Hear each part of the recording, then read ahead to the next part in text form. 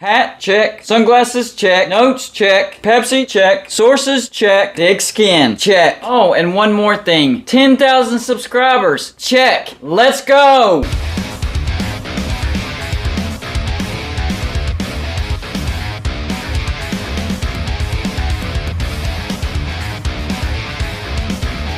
Hey, welcome back to Golden Blue Dude with your humble host, Golden Blue Dude. And if you're a diehard college football fan, this is the place for you. Go ahead and hit the like and subscribe button because that's all we do here. Quick reminder, I do now have a P.O. box, so you can send me stuff to display on my back wall. So represent your team and send your gear to P.O. Box 360, Liberty, South Carolina 29657. I try to keep up with all the news and rumors when it comes to conference realignment, but I'm also adding some season predictions in with this conference realignment talk. So that's what we're going to do again today. The newest news and rumors is actually out of the Big 12. And this comes from Nathan Connect. This is what he tweeted. My sources in the Arizona and Colorado athletic departments have just confirmed that they will both be accepted into the Big 12 within the next 30 to 45 days, but probably not in the next 1 to 2 weeks. A second wave of Big 12 expansion will not occur until the Big 12 negotiations are complete with Fox/ESPN. So he's saying it's going to happen within the next 45 days, but in the latter parts of it. He goes on to say the Big 12 has opened up early negotiations with both TV partners to include escalation clauses for future expansion. That's brilliant. That is genius. The second wave will include Arizona State, Utah, and San Diego State. I didn't see that one coming, but also several more unnamed teams that won't be revealed until the escalation clause is completed. So what the Big 12 is doing is they're renegotiating their TV deal right now with Fox and ESPN. They're trying to put in an escalation clause saying, hey, if we get more big brands in here, we want our deal to go up. I don't know how it's worded. I don't know how much the deal would go up, but that's what they're putting in their clause, or that's what they're wanting to put in their clause, and that's flat out genius. Big 12 might actually be doing something right this go around. They want to expand tremendously, not just a little bit, tremendously, couple waves, several teams, and they want to have that escalation clause. So the 5 teams that they listed, Arizona, Colorado, the first 2 teams, and then the second wave, Arizona State, Utah, and San Diego State. But beyond that, some unnamed teams. Could there be a Cal, a Stanford, an Oregon State, a Washington State involved? Maybe a Boise State out of the Mountain West, or an Air Force, or a Colorado State? The list is endless. This would be the death knell for the Pac-12. Number 1, you're getting the 4 corners, Arizona, Arizona State, Colorado, and Utah. And then on top of that, you're going after a team that they would have as a candidate to replace one of those teams, San Diego State. So that's a double whammy for the Pac-12. And it says they're not done. There's some other unnamed teams, so they could be going after more Pac-12 teams. This does not look good for the Pac-12 at all. Now, yesterday I went through a couple of lists that I did some research on. First, the fan base size. So the 4 teams that were listed in this tweet, here's where they rank in the fan base size on the Pac-12. Colorado was actually number 9, not very good, 950,000. Arizona number 8 with 1.04 million. Utah was number 7 with 1.09 million. And Arizona State was number 5 with 1.45 million. So Arizona State actually has the biggest fan base out of these 4 teams. What about attendance? Well, this study was done in a 5-year span, completed in 2020, so it's fairly accurate. Number 6 was Arizona. They averaged 45,456. Their stadium holds 57,400. Number 7 was Colorado. They averaged 45,687. Their stadium holds 50,183. Number 6 was Utah, averaging 46,349. Their stadium holds 51,444. And Arizona State was number 5, averaging 49,901. And their stadium holds 53,599. So kind of right in the middle as far as fan base size and attendance in the Pac-12. This is where the Big 12 fits in with most expansion talk. They're not going to get the cream of the crop, but they're also not going to get the bottom of the barrel. Same thing with revenue. Number 3 was Arizona State in the Pac-12. Their revenue was $121.7 million. Number 5 was Arizona. Their revenue was $105 million. Number 6 was Utah. Their revenue was $99.5 million. And number 7, Colorado. Their revenue was $94.9 million. Once again, middle of the pack. That is going to be the Big 12's MO when it comes to expansion from here on out. Get the teams that are good enough,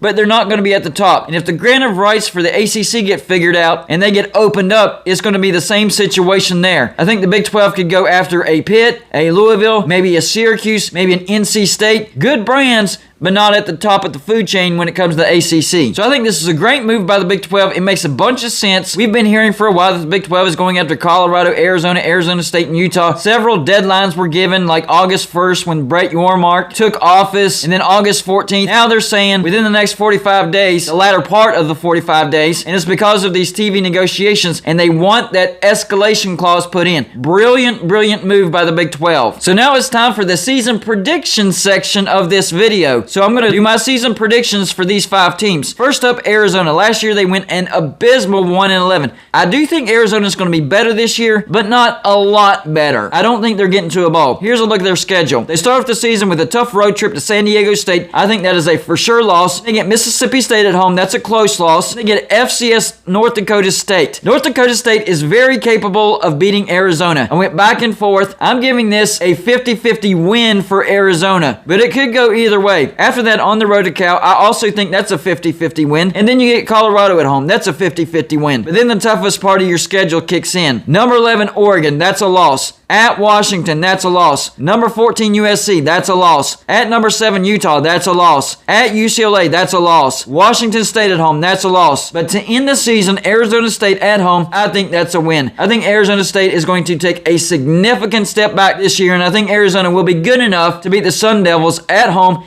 and finish the season 4-8. That's better than last year, and maybe you can take another step forward in 2023. So next up is Arizona State. I do expect the Sun Devils to make a massive step backwards this year. It's not looking good this year, Sun Devil fans. Sorry. You lost too much talent. Jaden Daniels is gone, and the recruiting was so-so. And your schedule is pretty tough. You start off the season with FCS Northern Arizona. That's a win. And on the road to number 12, Oklahoma State. That is a tough out-of-conference game. That's a loss. Then you get Eastern Michigan at home. That's a win. Then you get number 7 Utah. That's a big loss. That's a blowout loss. Then you get Washington home. That's a big loss. At Stanford, I have this as a 50-50 loss. At Colorado, another 50-50 loss. UCLA at home, probably going to get beat soundly by UCLA, so that's a loss. At Washington State, big loss. Oregon State at home, big loss. And at Arizona, I have that as a 50-50 loss. So I have Arizona State going from 8-5 to 2-10. Herm Edwards will be on the hot seat, and he might just get fired if they go 2-10. The next team is Colorado.